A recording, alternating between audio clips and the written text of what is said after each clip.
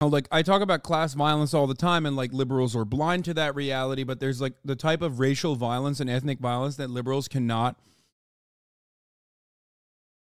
Anyway, Shortage of horrific images and stories coming out of the Middle East since Hamas attacked Israel on October the 7th.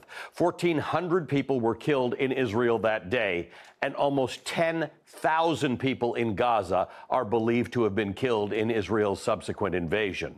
But for a few trucks that get in from Egypt each day, Gaza's 2 million residents are largely cut off from fresh water, electricity, fuel, and other resources until, as Israel demands, Hamas releases the 241 hostages that it is believed to be holding captive. The brutality of the conflict has given rise to an intense global response, including accusations that both Israel and Hamas, the de facto governing body in the Gaza Strip, have committed war crimes. Contradictory as it may seem, there are rules that govern war. In particular, there's a set of rules known as International Humanitarian Law, sometimes called the Law of Armed Conflict. It's a set of laws that apply when two or more states engaged in armed conflict, regardless of which party initiated combat. International humanitarian law aims to strike a balance between addressing a nation's need to defend itself and sparing civilians and non-combatants from the dangers of war. And it includes 5 basic principles: that actions carried out by the military must be necessary, that they must distinguish between civilians and legitimate targets, that military actions must be proportionate in order to avoid incidental harm, that they must... It's kind of sad, but it's also kind of funny to think about this, because it's like, when you realize it, it literally comes across as like Israel looked at this document and was like, oh, we're going to do everything it tells us not to do. Like, these are the basic guidelines of how Israel attacks. Okay? Unironically, it's very similar to the checklist of genocide, the 8 checks of genocide. If you look through it, as I have before, the 8 checklists of what is a genocide is quite literally what Israel is doing. Like, you're looking at it and you're like, well, it feels like this is the fuck. Like, is this a guideline to how to deal with the Palestinians? Like, an answer to the Palestinian question? Like, the fuck? Must avoid unnecessary human suffering, and that military actions must be honorable. The modern understanding of international humanitarian law began to take shape in the aftermath of the Holocaust. Shortly after the end of World War II, 21 top Nazi officials were arrested and indicted on a number of charges, including Hermann Goering, the infamous chief of the German Air Force and the last president of the Reichstag, who gave the order to carry out, quote, the final solution of the Jewish question, end quote. Beginning in November 1945 and lasting until October 1946, Goering and other Nazi officials were brought before the International Military Tribunal in Nuremberg, Germany, to stand trial for their crimes.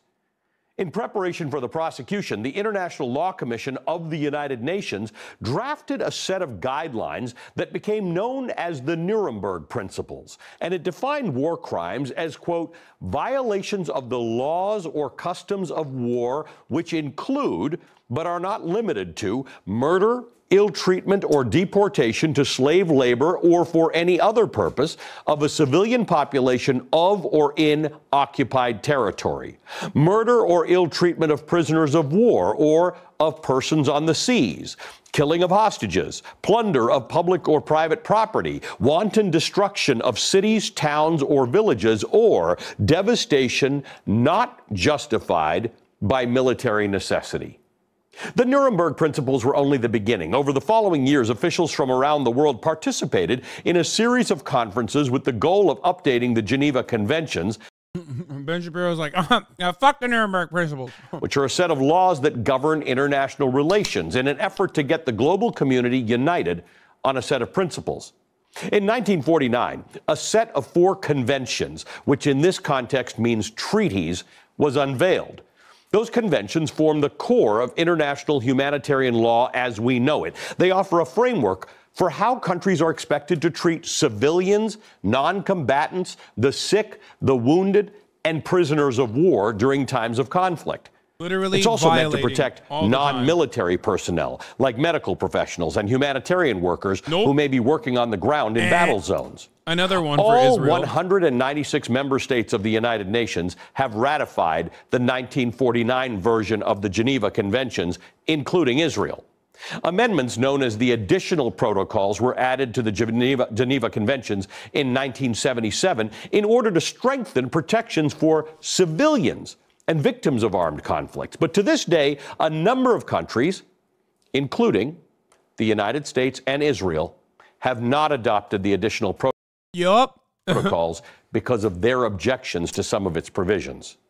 Joining me now is NOT HasanAbi, professor of international law at Yale Law School, director of the Yale Law School Center for Global Legal Challenges, and the executive editor of Just Security. NOT, I'd say it's good to see you, but it's never good to see you because every time you and I talk, it's about war crimes. So let's talk about this. In the immediate aftermath of the October 7th attacks, Israel and the United States repeatedly asserted the fact that Israel has the right to defend itself, and that's largely accepted.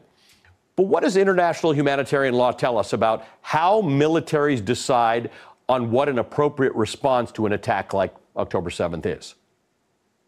Yeah, you're exactly right, that there's been no question that Israel has a right to defend itself. And in fact, the actions committed by Hamas were themselves war crimes. The wanton destruction, the deaths and intentional targeting of civilians. True. This is true. 100%. Sexual assault, all of the rest. Those are all war crimes. But that doesn't mean that you can do anything in response, right? Self-defense does allow you to defend yourself, but there are some limits to what you can do. And international humanitarian law places some limits on the behavior of states that are responding rightfully to attacks on themselves. So, as you mentioned, in particular, one of the key requirements is that states have to protect civilians. They have to distinguish between combatants and civilians and try to minimize the impact of the war on civilians. Yeah, you don't get the death toll in chatter is correct. You do not get under no circumstances do you get a war crime hall pass, especially when you are personally the fucking militarized state. Like, your standards are higher than Hamas, okay? Straight up. But the fact that I don't even fucking say that. I literally am saying, like, can we hold you to the same standard of Hamas? Is met with, like, absolutely not. That is anti-Semitic as a counter. It blows my fucking mind. Ridiculous. Like, can we hold you to the same fucking international standards is a resounding no. And a cynical weaponization of anti-Semitism, specifically defenders of Israeli violence. Grow up. Gaza may well reach 10,000 this weekend, mostly civilian children and women. When we're thinking about war crimes and the elderly, what's the distinction between the killing of non-combatants and that term that we've been hearing for decades, collateral damage? Some officials have used that in the past to refer to civilian casualties that occur as a result of military activity. Right. So this term collateral damage is a term that's used when a military is properly and intentionally targeting a military object. So they're trying to target leadership of Hamas, or they're trying to target weapons cache of Hamas. That's permissible. They're allowed to do that. They're allowed to aim at that military object. But what if there are civilians in the way? You know, what if there are civilians above ground? These are in tunnel. A lot of these objects are located in tunnels. A lot of Hamas has located both their headquarters, and many of the forces are located in these tunnels. Many of their facilities and weapons caches are in tunnels, and there are civilians above ground, above these tunnels. And so when you're aiming at these military objects, you are permitted within limits to have some collateral damage. And collateral damage literally is actually killing of civilians and destruction of civilian objects. But the limitation is that it has to be proportional. So you have... Guys, you want to know the funniest thing? You know how I've regularly talked about how, like, I talk about class violence all the time, and like liberals are blind to that reality, but there's like the type of racial violence and ethnic violence that liberals cannot look away from and like cannot just hand wave away, because it's something that goes against the core of liberal. The same, I mean, this is the reason why if you discuss what Israel has done on real terms, then it becomes utterly unjustifiable to even liberals as well. However, one part of the problem that many do not recognize is that the reason why Israel cannot do anything against Palestinians without it being a war crime is because it is an apartheid state.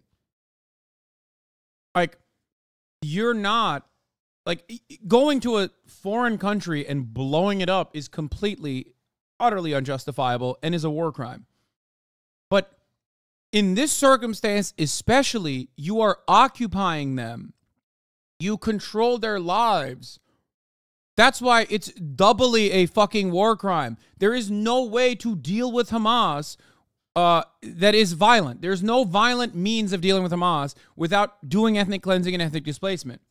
This is a fact that Benjamin Netanyahu knows. That's why he deals with Hamas and negotiates only with Hamas and ritualistically destroys any kind of semblance of power that Palestinian Authority could ever have for the crime of being stupid enough to fucking actually meet Israel on their own terms. Terms that are unimaginably cruel. Terms that are ridiculous. Terms that should be fucking thrown out if there was any honesty in this process. Have to limit the destruction that you do in the process of your legitimate targeting of military objects. And you can't kill an outsized number of civilians, even though you may have legitimate military object to your targeting. Oh, no, there's another term that we're hearing a lot about, and it's collective punishment. It's a term that's been used over the past few weeks. What does collective punishment mean, and how should we think about it in terms of the rules of war? Well, the idea of collective punishment is that you're essentially Israel split left and right, but currently with a far-right leader? No, man.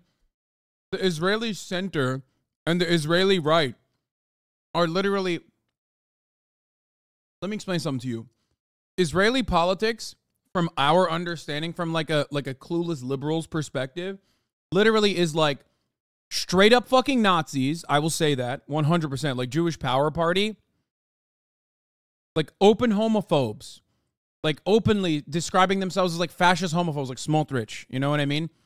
And Itamar Ben-Gvir, like these are guys that are like straight up fucking Nazis, okay? I will 100% say that. I don't give a fuck if you call that anti-Semitic. You can suck my fucking Muslim dick, okay? Suck my fucking dick. Some of those dudes are straight up fucking Nazis. Like, you can't. You can't do that. And then you have the Likud party, which is also insanely far right, okay? Insanely far right. But because it's a race to the fucking bottom, they come across as like simply far right and not like straight up Hitlerian. Even though, you know, it's close. They're teetering on the edge. Okay?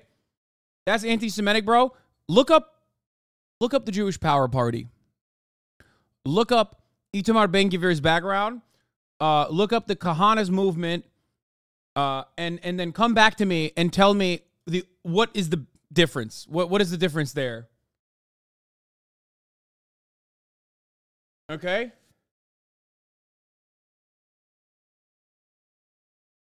No, it's just straight Hitlerian. Okay?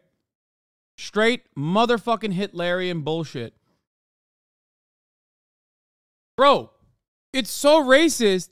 Israel thought it was too racist. Like, what do you mean? These guys were considered terrorists by Israeli standards. Like, what are we talking about?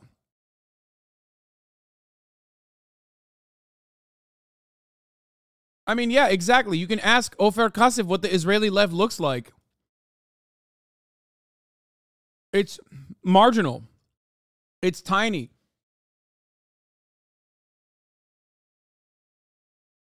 The problem is, of course it's going to be that way when you have delicately maintained a fascist ethno-state project for decades without any kind of pushback whatsoever from the Western world. Basically non-existent. Zipi Livni is represented as a left opinion. Yeah. Is Israel more right-wing than the U.S. when it comes to fascism? Yes. Somehow. Anyway. Punishing an entire population for the acts of some within that population. So the way in which it's being used here is the idea that, well, Hamas is embedded with... Well, you're making it seem like PA even want to be involved in talks. They're cool as fuck with the current situation as long as they still deemed official authority and empower. No. What I'm talking about is Arafat and what he tried to do. I'm not a person that is like... I'm not one of those people that's like Arafat is a betrayer of the Palestinian people, even though he did. But I think that he was a cunning politician that truly thought that truly in his mind, I'm not his biggest fan. I'm just simply stating that I think he legitimately thought he saw the writing on the wall. He was an opportunist, but he saw the writing on the wall and he thought anything we can get will be better than the situation that I foresee it being. That's what it is. I don't think that the problem lied with Arafat. I think it was more so Israel that dominated that conversation. Now he was cornered too when all of his trusted brothers assassinated. He wasn't bad at the start. Yeah, no, he was very popular at the start. It's just that it was every conversation, every round of negotiations was used as a way to just like push the, to pass the buck down the line and to never really deal with the genuine problem, as Israel very openly and very deliberately expanded in the West Bank. In the population, the civilian population within Gaza. And so that part of what Israel is doing is not just aiming specifically at those members of Hamas that are in Gaza, but by putting in place, for instance, the siege and significant targeting of infrastructure, cutting off water, cutting off food and the like, that they're engaging in what's sometimes termed collective punishment. Collective punishment is not permitted. So to the extent that what one is trying to do is actually intentionally impose harm on civilians, that's not permitted. You're not allowed to intentionally try to harm civilians in order to punish an entire population for the harm that some within it are doing. You can legitimately target those combatants. You can aim at legitimate military objects, but you can't harm an entire population just because there are some combatants located within it. This is something you and I have talked about when we were dealing with Russia and Ukraine. It's a little bit different here because very few governments recognize Hamas as a legitimate government or an organization. Even the Palestinian Authority doesn't really recognize Hamas as the government of Gaza. How does that play into this discussion of violations of international humanitarian law or, in the case of possible war crimes prosecutions? Yeah, you're right about that. That does make this quite complicated. In fact, generally the status of Gaza makes this all quite complicated. And among international lawyers, people are talking about, is this occupied territory? Is it occupied by Israel, even though Israel doesn't actually exercise effective control, but they contain the ability, the ingress and egress from Gaza, and therefore that might be enough to make it occupied territory. And it is. No, she's right. She's talking, chat. She's speaking legalese, okay? That's not her own perspective. She's talking legalese, all right? It's a different language. Chill. She's right. And then there's this question of who is it exactly that Israel is going to war against? Is it going to war against Hamas, in which case this is what we would call a non-international armed conflict? Or is it waging war on Palestine, which, again, about 130 states recognized, not including the United States and Israel.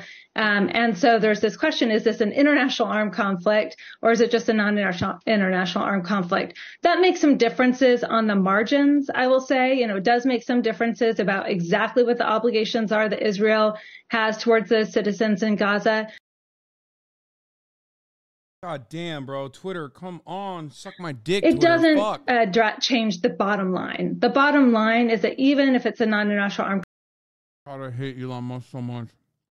Conflict, even if this is a war between Israel and Hamas, which is a organized non-state actor, there are basic principles that apply. The basic principle of distinction, of requirement.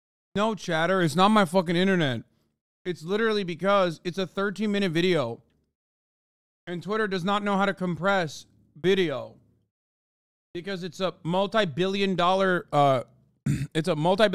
social media platform that's currently being run with a skeleton crew led by an absolute fucking madman. Requirement distinguishing between civilians and combatants, the requirements of proportionality, that when you're aiming at a military object. Inshallah, one day Hezbollah will come and take over Los Angeles so we also can have fiber internet, just like Hezbollah has fiber internet in Lebanon. Inshallah, brothers, one day. Object, you can't unnecessarily and egregiously affect civilians or civilian objects. Those basic rules apply regardless. I will succumb to the Shia rule, okay? It's fine. And those, I think, are really what we need to be focusing on. I mentioned the Nuremberg trials earlier and how that was one of the things that shaped our understanding of war crimes today. There were no prosecutions held for the dropping of atomic weapons on Japan. What's the distinction there? Because lots and lots of innocent non-combatants died in Japan. The argument was these innocent people die so that fewer innocent people die in the future. How does that fit into this whole discussion? Well, there's some robust debates among scholars as to whether if that took place today, would it be a clear violation of the Geneva Conventions? And I think most people think it almost certainly would be, particularly the context in which those decisions were made. That's a context. Chat, that's unironically the argument. Chat, hearing for the first time why America dropped the nukes or why they claim they dropped the nukes in utter shock is hilarious. The difference between what is a war crime and what is not is whether or not America did it, okay? Or America's extension, Israel. Oh my God. In which you ultimately have to weigh the military object. So what is it that you're attempting to achieve? And then what legitimately can... By the way, America's handling of Japanese civilians is actually verbatim the Israeli policy. They engaged in a ruthless firebombing campaign on Japan, okay, where they not only destroyed thousands of civilians' lives, but they destroyed thousands of buildings and infrastructure. And then they dropped not one, but 2 nukes. And their argument was, we had the nuke because the firebombing would be worse if we kept doing firebombing. Motherfucker, you're the one who did the firebombing. Like, what do you mean? What the fuck are you saying? You did the firebombing, and then instead of stopping it, you literally said the best way to stop this firebombing is just by, killing 100,000. Which is exactly the same shit Israel does all the fucking time, dude. It's the classic, like, they didn't get out of the way. Sorry. What kind of harm can you inflict on civilian population in order to achieve that military objective?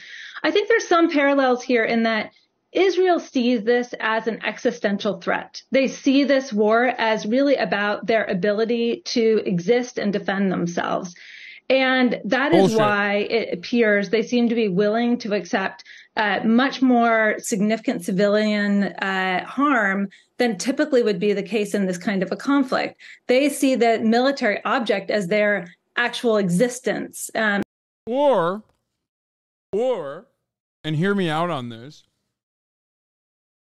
they're an incredibly racist, incredibly violent, fascist ethno-state that is maintaining an apartheid state upon 5 million Palestinian Muslims and Christians, and therefore they're super fucking racist and don't think that their enemy is a human. I don't know. I feel like a lot of this stuff is just to utilize legalese and dance around it and be like, the rules of engagement have been lowered because this is a war for Israel's existence. Like, no, man, it's pretty simple. They don't think Palestinians are humans. They think they're all racist, rabid, anti-Jewish animals who are barbarian.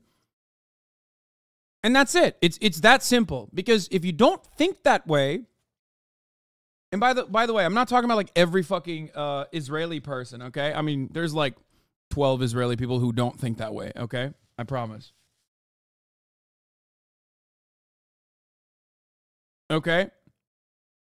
The thing is,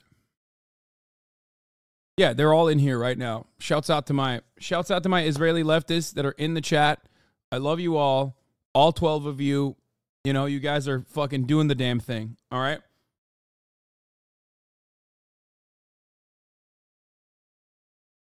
So,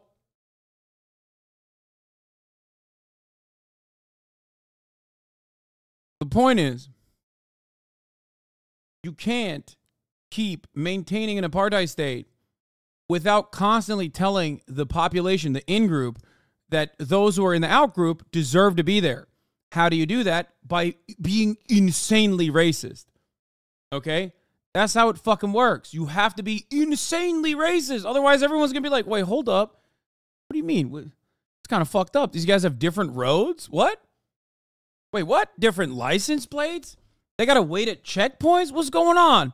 Wait, you're arming the settlers to go and kill them? Hold up. That's kind of weird. The only way that you can turn a blind eye to that reality or even champion it is if there is an insane amount of fucking racist propaganda, an insane amount of racist agitated propaganda that like constantly is breaking your fucking soul. Like you become this violent entity. This is why I say supremacy, like this kind of supremacist attitude that is a necessity to maintain an apartheid state within the in-group is a really, really bad one because it breaks you. It robs you of your humanity. Okay? It is especially, it's especially damning when you have to do it to your neighbors. When you do it to your neighbors on a consistent basis. Okay? And their ability to continue to defend their population. And so they're willing to accept a broader civilian damage as a result. You might draw some parallels to the way in which the U.S. thought about the launching of nuclear weapons at the end of World War II, the importance of really bringing the war to a close, that this was seen by some as really the only way to bring the end to it. Nonetheless, I think wiping out an entire city these days would be considered not within the current rules of armed conflict. And I'm always deeply appreciative. Thank you.